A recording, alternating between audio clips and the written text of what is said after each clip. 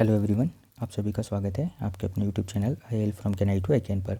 तो कैंडिडेट, जैसा कि आपको पता होगा कि यूसेट के द्वारा जो यूसेट का रिज़ल्ट है वो घोषित कर दिया गया है और उसका स्कोर कार्ड भी आपने देख लिया होगा।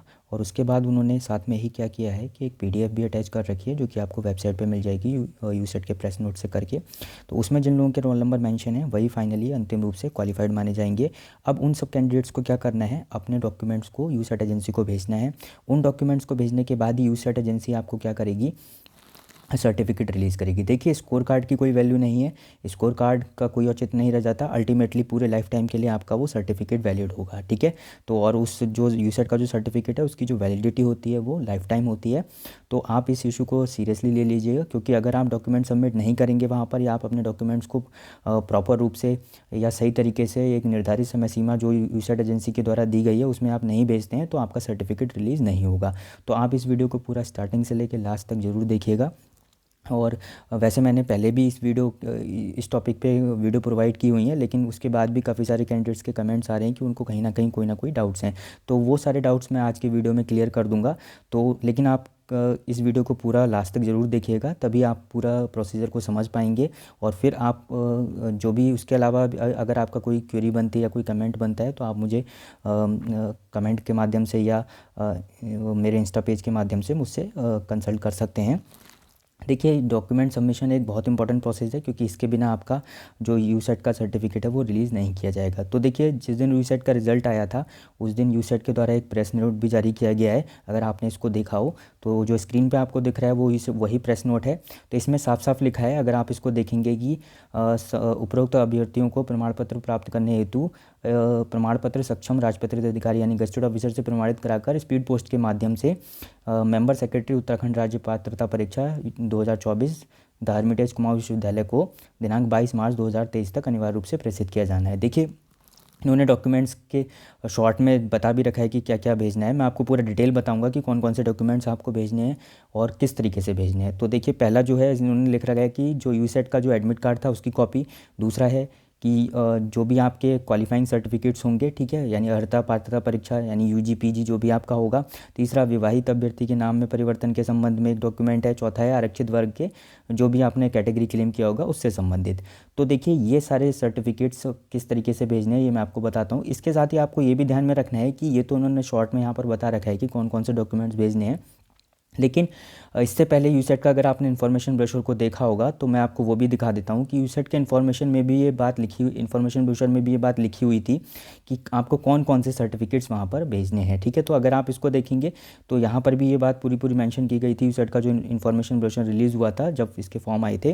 तो देखिए, इसमें क्या क्या रखा है कि जो पहला आपका कॉपी ऑफ फी पेड चालान, यानी जो आपका चालान होगा उसकी कॉपी, यानी जो पेमेंट आपने किया होगा। दूसरा, final marksheet of master degree of PG, यानी आपका पीजी जो भी होगा उसकी मास्टर डिग्री। तीसरा, आपका मैरिज सर्टिफिकेट अगर आपका कोई नेम चेंज हुआ है आफ्टर मैरिज के बाद, ठीक है। फिर कास्ट सर्टिफिकेट, इसमें ये बात ध्यान रखनी है कि कास्ट सर्टिफिकेट के बारे में यहाँ पर मेंशन किया गया है कि SC ST कैंडिडेट्स के लिए तो जो कॉम्पिटेंट अथॉरिटी है उसके द्वारा जारी होना चाहिए। इसके बाद जो नेक्स्ट पॉइंट है, valid non creamy layer OBC certificate. देखिए, OBC सर्टिफिकेट का क्लैरिफिकेशन बहुत जरूरी है। यहाँ पर इन्होंने पहले ही मैंशन कर दिया था कि OBC certificate not older than 1 year, यानी 1 साल की समय सीमा के अंदर का होना चाहिए, ठीक है। और इसके अलावा मेडिकल सर्टिफिकेट, अगर किसी ने PWD कैटेगरी में क्लेम लेना है तो उसका आपका मेडिकल सर्टिफिकेट भी लेटेस्ट फॉर्मेट में होना चाहिए। फिर EWS का सर्टिफिकेट भी आपका 1 ईयर के ड्यूरेशन के अंदर का ही होना चाहिए। 7वें पॉइंट में आप साफ साफ देख सकते हैं कि ये भी नॉट ओल्डर देन 1 ईयर है, ठीक है। यहाँ पर उन्होंने मेंशन भी किया था ये सारे डॉक्यूमेंट्स आपको गजेटेड ऑफिसर से अटेस्ट करवाकर मेंबर सेक्रेटरी ऑफ यूसेट को भेजने होंगे, तभी आपका सर्टिफिकेट रिलीज़ होगा। तो वही उन्होंने प्रेस नोट में भी मेंशन किया गया है। इसके साथ साथ मैं आपको एक चीज़ और यहाँ पर बताना चाहूँगा, आप उसको भी समझ सकते हैं। देखिए, ये जो रिजर्वेशन की पॉलिसी की यहाँ पर बात की गई है तो मैं आपको बता देता हूँ, इन्फॉर्मेशन ब्रोशर में साफ साफ मेंशन किया गया था कि वर्टिकल रिजर्वेशन क्या है, 19% SC कैंडिडेट्स के लिए था, 4% ST कैंडिडेट्स के लिए था और 14% OBC नॉन क्रीमिलियर के लिए था। इसके साथ साथ हॉरिजॉन्टल रिजर्वेशन क्या था, हॉरिजॉन्टल रिजर्वेशन में आप देखेंगे तो उत्तराखंड वुमेन के लिए 30%, पर्सन विथ डिसेबिलिटी के लिए 3%, डिपेंडेंट ऑफ फ्रीडम फाइटर के लिए 2% एंड इंडियन आर्मी फोर्सेस के लिए 5% और EWS के लिए 10%। अब इस बात को आप समझ लीजिए कि ये भी जो भी ये वर्टिकल रिजर्वेशन और हॉरिजॉन्टल रिजर्वेशन प्रदान किया जाएगा, ये केवल और केवल उत्तराखंड स्टेट्स के डोमिसाइल होल्डर्स जो कैंडिडेट्स होंगे, यानी उत्तराखंड के जो स्थायी निवासी होंगे, उन्हीं को ये प्रदान किया जाएगा। आउटसाइड उत्तराखंड के जो भी कैंडिडेट्स होंगे वो इस रिजर्वेशन पॉलिसी में नहीं आएंगे, ठीक है। उनको वो रिजर्वेशन के लिए क्लेम नहीं कर सकते हैं, भले वो किसी भी कैटेगरी के हों या इनमें से किसी भी उसमें वो आते हों। तो आप ये बात अच्छे से समझ लीजिए कि आपको क्या है, रिजर्वेशन का लाभ तभी मिलेगा जब आपके पास उत्तराखंड राज्य का क्या होगा, स्थायी निवास प्रमाण पत्र होगा, तभी आप ये रिजर्वेशन में, चाहे वो हॉरिजॉन्टल हो या फिर वर्टिकल में, आप इसको क्लेम कर सकते हैं। आउटर देन उत्तराखंड के जो भी कैंडिडेट्स होंगे वो यूआर कैटेगरी में काउंट होंगे, जनरल में काउंट होंगे, उनको रिजर्वेशन का कोई भी लाभ नहीं मिलेगा। अब यहाँ पर कुछ बातें विशेष रूप से ध्यान रखनी है, तो मैं आपको एक सिंपल सा बता देता हूँ कि आपको कौन कौन सी चीज़ों को भेजना है। तो देखिए, सबसे पहले जो आपको अपने डॉक्यूमेंट्स को तैयार करना है वो किस तरीके से करना है। सबसे पहले आपको क्या करना है कि अपने यूसेट का जो आपका एडमिट कार्ड होगा आप उसका प्रिंट लगा सकते हैं, ठीक है। पहला डॉक्यूमेंट आपका यूसेट का एडमिट कार्ड हो गया। अब दूसरा जो है आपका दूसरा डॉक्यूमेंट आपको क्या लगाना है, दूसरा डॉक्यूमेंट आपने जो ट्रांजैक्शन किया था, जो फीस पेमेंट किया था, वो भी लगाइए, और साथ ही साथ अपना एप्लीकेशन फॉर्म का प्रिंट भी लगाइए, ठीक है। ऐसा मैं इसलिए कह रहा हूँ, देखिए ये लगाना बहुत ज़रूरी है, क्योंकि कल के दिन अगर कोई भी किसी के नाम में कोई मिसमैच होता है या फिर कोई और भी इशू आता है, क्योंकि एप्लीकेशन फॉर्म में आपकी सारी डिटेल्स वहाँ पर मेंशन होंगी, तो एप्लीकेशन फॉर्म का प्रिंट भी लगाइए। देखिए, आप 4 डॉक्यूमेंट भेजें या आप 10 डॉक्यूमेंट्स भेजें, ठीक है, आपको भेजने हैं ही। अगर मान लीजिए आपने इनकम्प्लीट डॉक्यूमेंट्स भेजे तो वो आपसे फिर से डॉक्यूमेंट्स मांगेंगे, हो सकता है ना मांगे, या हो सकता है कि आपके साथ कोई कम्युनिकेट ना कर पाएँ वो, तो फिर आपको सर्टिफिकेट तब तक आपको इशू नहीं होगा। इसीलिए आप सारे के सारे डॉक्यूमेंट्स प्रॉपर तरीके से उनको ज़रूर भेजिए, ठीक है। चाहे आप 4 डॉक्यूमेंट्स भेजें, तो मैं आपको सलाह ये दूंगा कि जो जो डॉक्यूमेंट्स मैं आपको बता रहा हूँ वो सब डॉक्यूमेंट्स आप ज़रूर अनिवार्य रूप से लगाएं, ठीक है। उसके अलावा अननेसेसरी कोई डॉक्यूमेंट्स नहीं लगाना है। जो मैं आपको डॉक्यूमेंट्स बता रहा हूँ वो आप ज़रूर लगाइएगा। तो पहला आपका है कि आपको क्या करना है कि जो आपका एडमिट कार्ड है वो लगाना है। दूसरा, आपको एप्लीकेशन फॉर्म लगाना है, जो आपने फॉर्म भरा था उसका प्रिंट निकाला होगा। तीसरा, उसी के साथ आप क्या करिएगा, उसी के साथ आपको क्या करना है, जो आपने पेमेंट किया होगा उसकी स्लिप भी आपके पास होगी। उसके बाद आप क्या करिए, आप अपने एजुकेशनल क्वालिफिकेशंस के डॉक्यूमेंट्स लगाइए, यानी 10th का सर्टिफिकेट्स एंड मार्कशीट, 12th का सर्टिफिकेट एंड मार्कशीट, ठीक है। फिर आपके यूजी के ऑल 3 ईयर्स के या सेमेस्टर सिस्टम जो भी आपको होगा, आप सब की मार्कशीट लगाइए। यूजी की अगर आपके पास डिग्री है तो आप डिग्री भी लगाइए, अगर आपके पास नहीं है तो आप मार्कशीट लगा सकते हैं, उससे भी काम बन जाएगा। वैसे डिग्री होनी चाहिए, जिन लोगों ने यूजी कंप्लीट कर लिया है तो एटलीस्ट उनके पास प्रोविजनल डिग्री होनी चाहिए, ठीक है। उसके बाद अगर आप पीजी पास आउट हैं, ठीक है, एपीयरिंग कैंडिडेट्स के लिए मैं बता दूंगा, एपीयरिंग कैंडिडेट्स के लिए क्या करना है उसका भी मैं तरीका बताऊंगा। लेकिन जो पास हो चुके हैं उनके पास पीजी की मार्कशीट भी होगी, और अगर उनके पास डिग्री है तो वो डिग्री को भी ज़रूर अटैच करें, वैसे पीजी की मार्कशीट से काम चल जाएगा, ठीक है।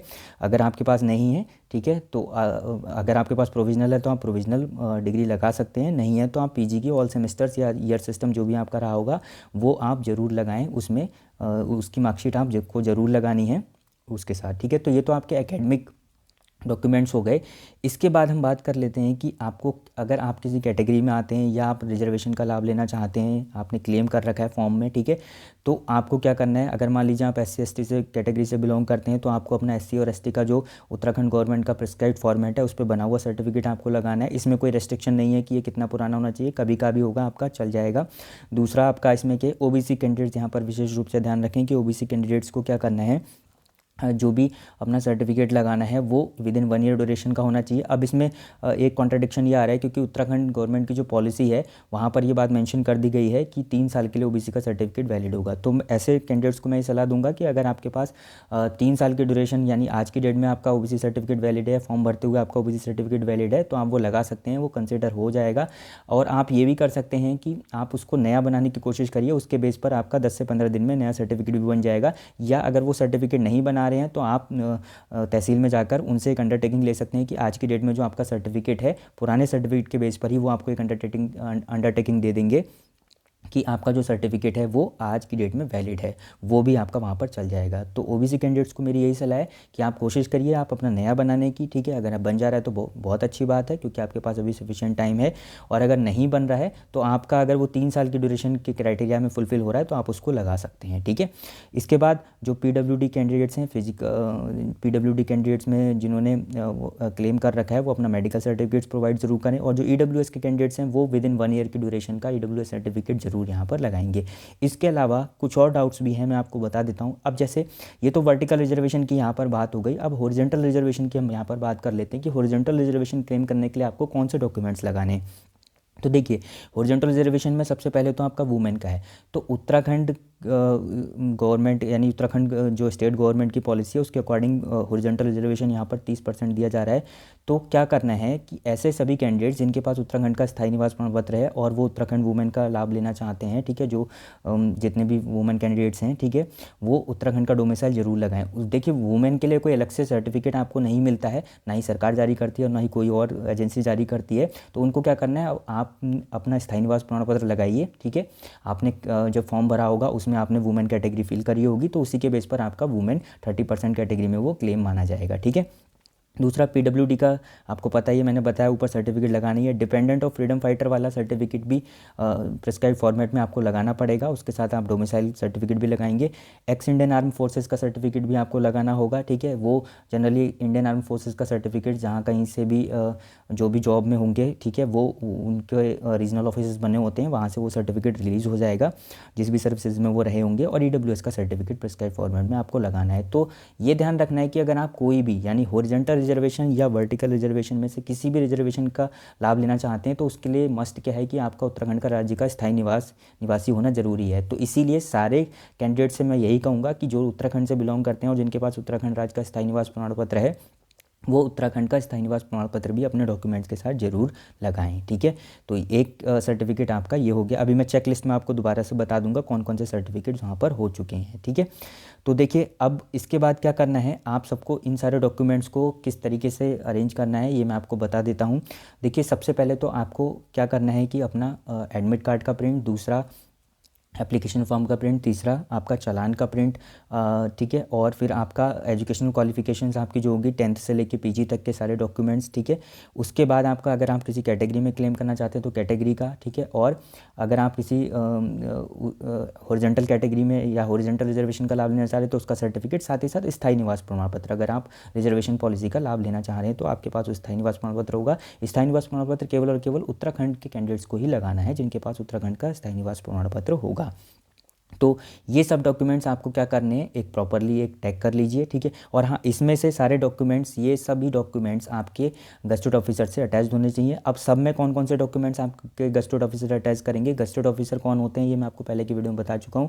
गवर्नमेंट डिग्री कॉलेज के जितने भी असिस्टेंट प्रोफेसर होंगे, एसोसिएट प्रोफेसर होंगे या प्रोफेसर होंगे, वो सब गस्टेड ऑफिसर में आते हैं, ठीक है।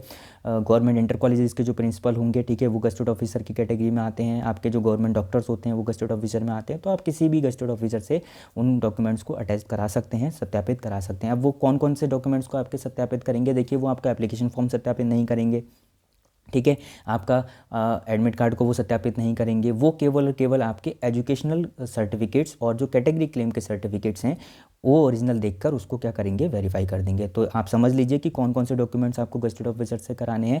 आपको सारे एजुकेशनल यानी 10th से लेके आपके पीजी तक के जितने भी डॉक्यूमेंट्स होंगे वो आप गस्टेड ऑफिसर से अटैच कराइएगा, ठीक है। साथ ही साथ आपका एससी सर्टिफिकेट हो, ओबीसी सर्टिफिकेट हो या किसी और हॉरिजॉन्टल कैटेगरी का कोई सर्टिफिकेट हो, उसको वो प्रमाणित करेंगे, ठीक है। तो आई होप आप समझ चुके होंगे कौन कौन से डॉक्यूमेंट्स आपको गस्टेड ऑफिसर से अटैच कराने हैं, ठीक है। अब इन सारे डॉक्यूमेंट्स को आपको क्या करना है, ये सारे डॉक्यूमेंट्स एक टैग कर लीजिए। और इन सारे डॉक्यूमेंट्स के साथ आपको क्या करना है, फ्रंट पे एक कवरिंग भी बनानी है, कवरिंग लेटर एप्लीकेशन टाइप से बनाना है। उसमें ये जरूर लिखना है कि यूसेट एजेंसी के द्वारा आपने जो यूसेट है उसको क्वालिफाई किया है और अपना रोल नंबर मेंशन करें। और वहाँ पर आप ये भी बात लिखेंगे कि जो यूसेट एजेंसी के द्वारा डॉक्यूमेंट्स मांगे गए थे तो मैं अपने डॉक्यूमेंट्स को वहाँ पर प्रोवाइड कर रहा हूँ। और उसमें कौन कौन से डॉक्यूमेंट्स आपने लगाए हैं गे आप संलग्नक में यानी एनक्लोजर ज़रूर मेंशन करिएगा कि एनक्लोजर 1 एनक्लोजर 2 आपने क्या क्या मेंशन किया है वो आप उस कवरिंग लेटर के नीचे साइड में ज़रूर मेंशन करिएगा। जैसे मान लीजिए आपने पहले नंबर पे आपने एडमिट कार्ड लगाया है तो वहाँ पर क्या आ जाएगा,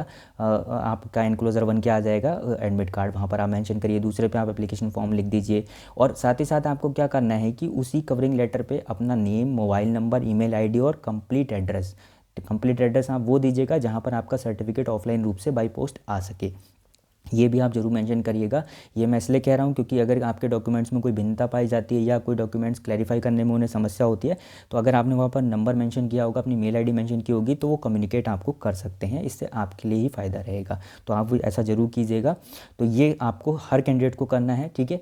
तो ये ज़रूर आपको ध्यान में रखना है कि इन सारे डॉक्यूमेंट्स को फिर आप टैग करके क्या करिएगा, एक A4 साइज़ के एनवलप में स्पीड पोस्ट के माध्यम से यहाँ आपको भेजना है। एड्रेस यहाँ पर लिखा हुआ है, मेंबर सेक्रेटरी उत्तराखंड राज्य पात्रता परीक्षा 2024 द हर्मिटेज कुमाऊं विश्वविद्यालय नैनीताल उत्तराखंड। ठीक है, पिन कोड भी मेंशन है। इस एड्रेस पे आपको इसको स्पीड पोस्ट करना है और स्पीड पोस्ट की स्लिप को संभाल के ज़रूर रखना है, क्योंकि वो इन फ्यूचर कम्युनिकेट करने के लिए आपके आसान रहेगी और उसको आप ऑनलाइन रूप से ट्रैक भी कर दें। जब आप इसको स्पीड पोस्ट करेंगे तो आप इसको स्पीड पोस्ट के जो इंडिया पोस्ट का जो पोर्टल होता है उस पर ट्रैक करते रहें कि आपका जो डॉक्यूमेंट सबमिशन आपने किया है वो प्रॉपर निर्धारित समय के अंदर वहाँ पर पहुँचा है या नहीं पहुँचा है। अगर मान लीजिए नहीं पहुँचा है, वहाँ पर कुछ पेंडिंग दिखा रहा है या कुछ और गड़बड़ हुई है, तो आप वहाँ पर जाके ज़रूर अपने डॉक्यूमेंट्स को बाई हैंड भी जमा करके आ सकते हैं। ऐसा तभी करना है जब आपके डॉक्यूमेंट्स वहाँ पर नहीं पहुँचे हों तब। ठीक है, तो अब इसीलिए आपको ये सारी बातों का ध्यान रखना है। A4 साइज़ का एनवलप लेना है, उसमें ये सारे डॉक्यूमेंट्स को रखना है और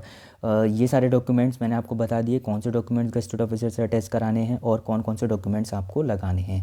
ठीक है, इसके बाद भी अगर आपको कोई भी क्यूरी लग रही हो तो आप कमेंट कर सकते हैं। ठीक है, अब मैं यहाँ पर थोड़ा जो एपीयरिंग कैंडिडेट्स हैं, यानी जो अभी पीजी जिनका कंप्लीट नहीं हुआ और उनका यूसेट फाइनली क्वालिफाई हो गया है, यानी उनका रोल नंबर उस PDF में मेंशन है, तो उन कैंडिडेट्स को क्या करना है, उन कैंडिडेट्स को इसके साथ एक एक्स्ट्रा एप्लीकेशन भी लिखनी है। उनको उस एप्लीकेशन में लिखना है कि उन्होंने यूसेट में क्वालिफाइंग क्राइटेरिया के अंतर्गत मतलब जो पीजी एपरिंग कंडीशन में यूसेट में अप्लाई किया था और यूसेट की परीक्षा उन्होंने उत्तीर्ण कर ली है। ठीक है, लेकिन अभी पीजी कंप्लीट ना होने के कारण उनके पास पीजी फाइनल की मार्कशीट नहीं है।